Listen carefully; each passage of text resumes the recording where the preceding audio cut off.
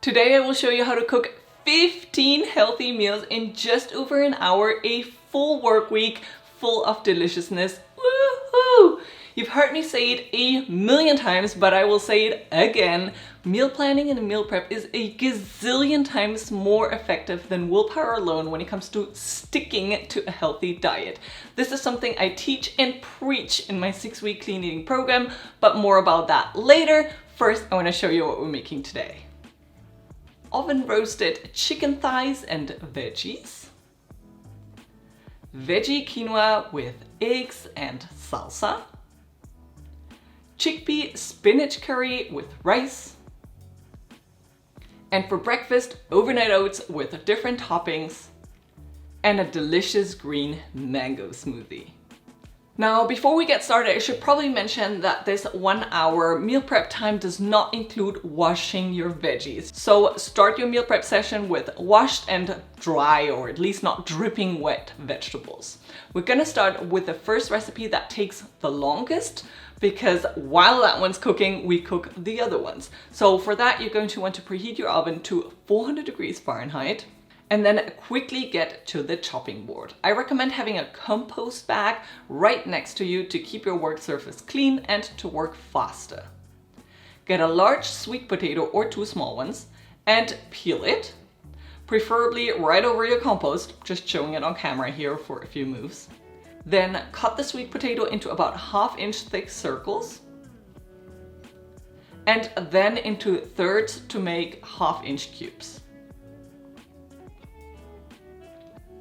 Add those to a large baking sheet and then get back to the chopping board and get a large red onion and cut off the ends and then peel it right over your compost and then cut the peeled red onion into big chunks like this.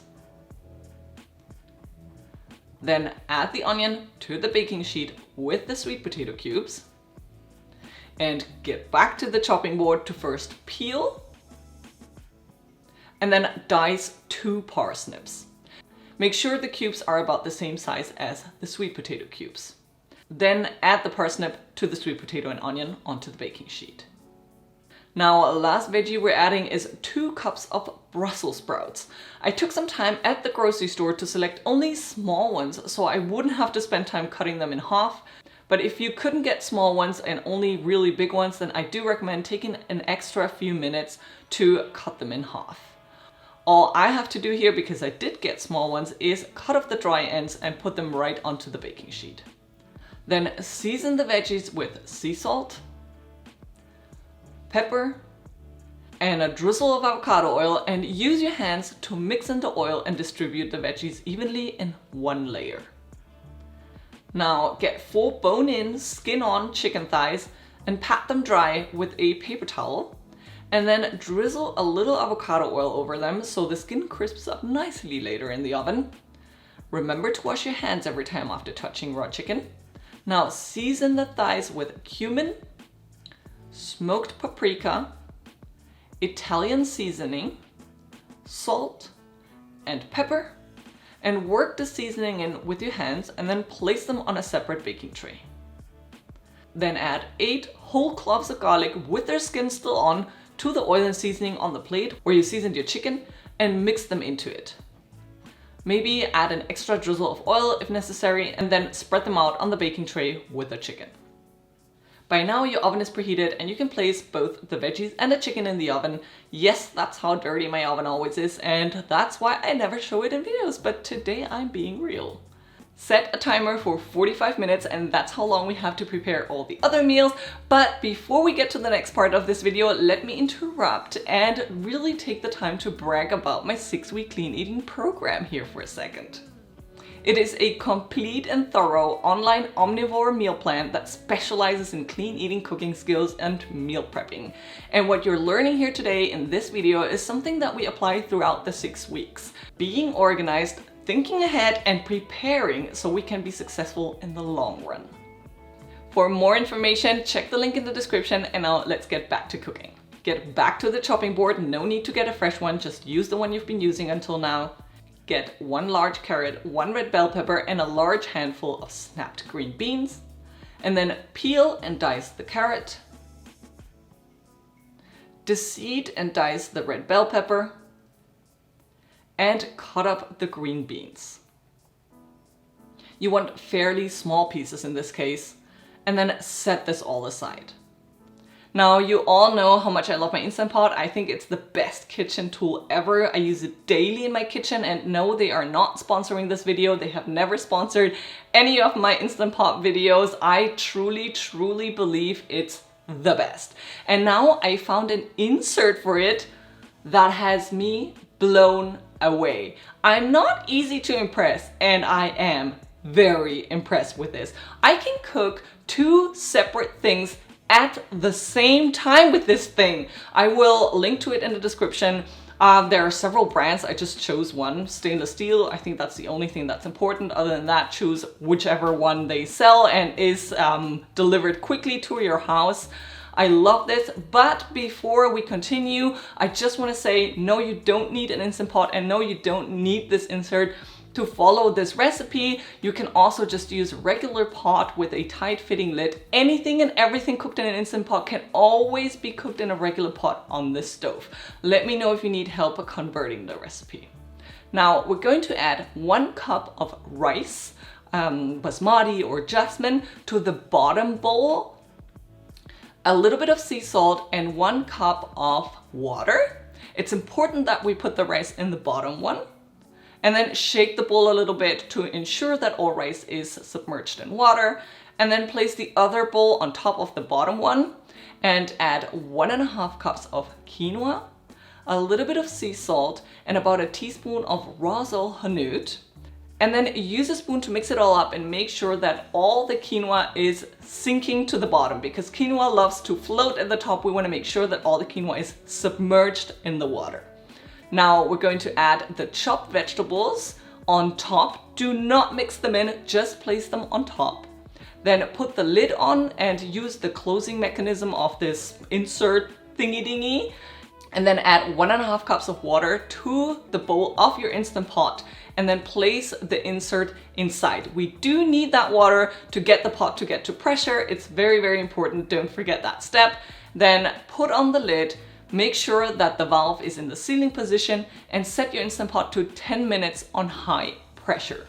Now, this is it. Now we can just put it in another corner of our kitchen and let it do its thing, and we can focus on the next part of this video. We don't have to monitor it. We don't have to monitor when the water is boiling for the rice and the quinoa. It's so much easier. It makes my life easy. I love it so much. Now, our chicken and veggies are in the oven, our quinoa and rice is cooking in the Instant Pot. We have plenty of time to cook another recipe, plus make the breakfast, plus cook some hard-boiled eggs.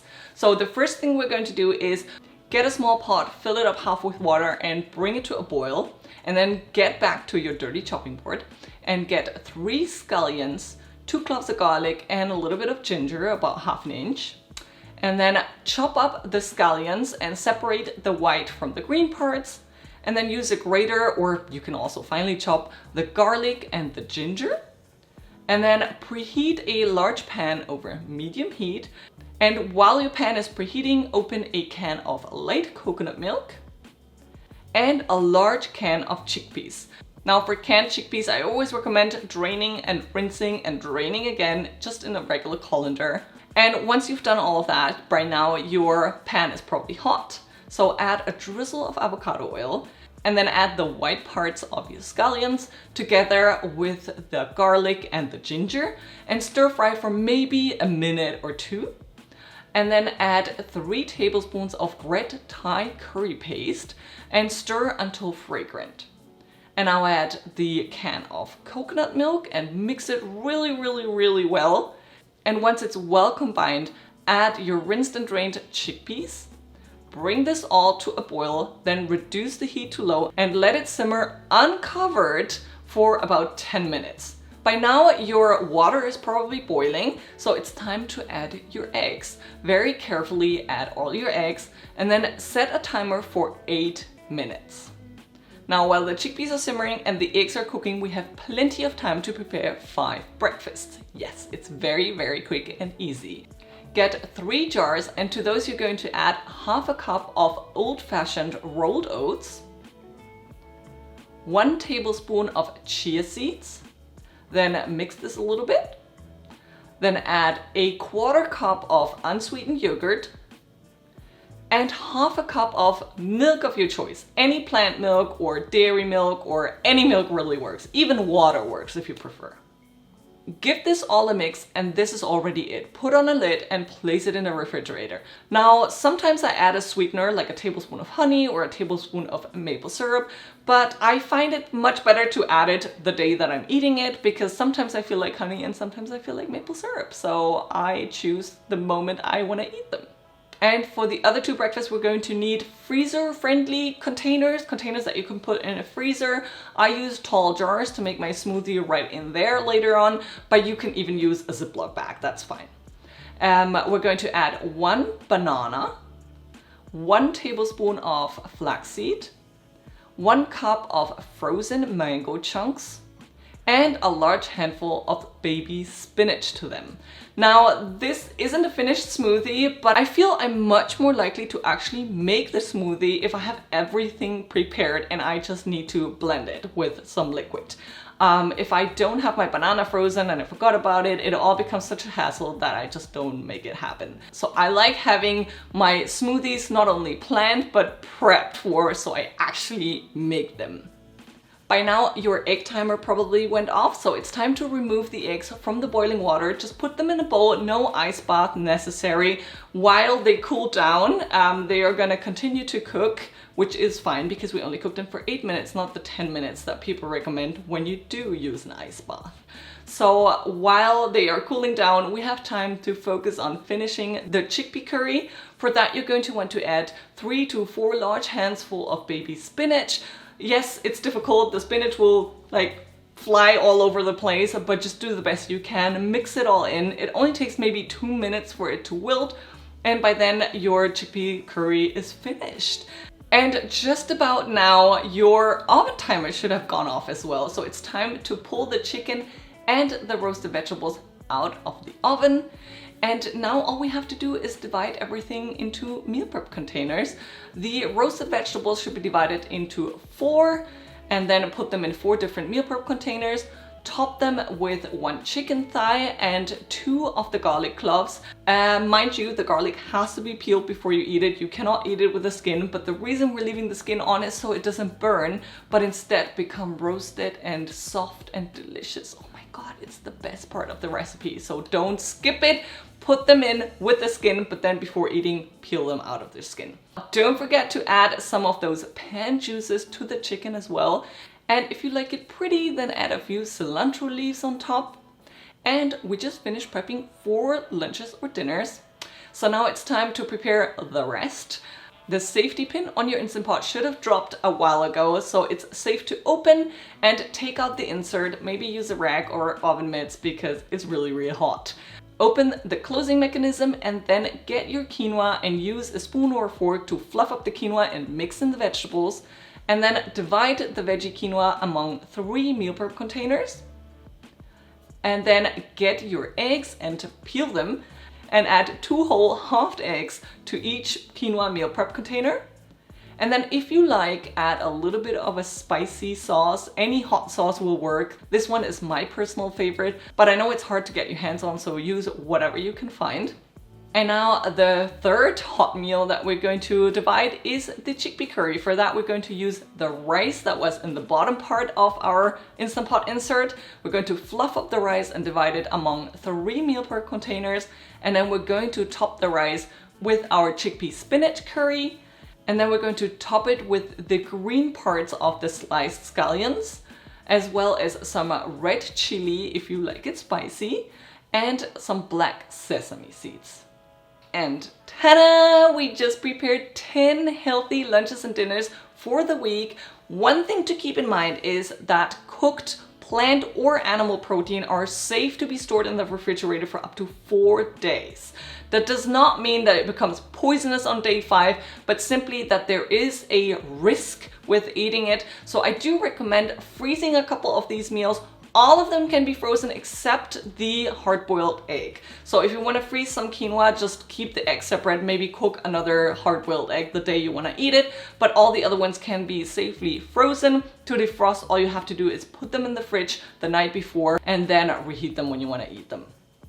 For the breakfasts, the day you want to eat them, I recommend topping them with your favorite toppings. For the oats, for example, I love topping them with some sliced banana and a little bit of peanut butter. To that one, I don't even add a sweetener. I find the banana pretty sweet. Another option would be chopped up apple and walnuts. And to that one, I love adding a little bit of maple syrup. And the third option would be, for example, blueberries and a spoon of honey. So yummy. And for the smoothies, as I said, I just add 1 cup of liquid. It can be water, it can be plant milk, it can be dairy milk, whatever you prefer. I love coconut milk because I think it gives it this tropical flavor. So I add that and I use my immersion blender to just blend it right in the jar because I find it much easier to just use the blender attachment and put it into the dishwasher. But of course a regular blender works, and it actually works much faster and much better than the immersion blender. Again, it's personal preference. So with these breakfasts we get to 15 meals for the week, everything in 1 hour cooking time. Again, it does not include the vegetable washing and it also doesn't include the dishes. It's the worst, I know. There's nothing we can do about it. I mean, they're not that many considering how much we were cooking. And one thing you have to remember, there won't be any dishes the whole week because you just did them all, right? I hope you enjoyed this video. I hope you're gonna give this meal prep session a try. If you do, please don't forget to snap a picture and show me. I love seeing when you make any of my recipes. Oh, and before I leave, of course, printable recipes are linked in the description. Just go check it out so you can print it out so it'll be easier. But I also recommend watching this video again, maybe, so you'll be better prepared and you can actually do it in 1 hour. Bye.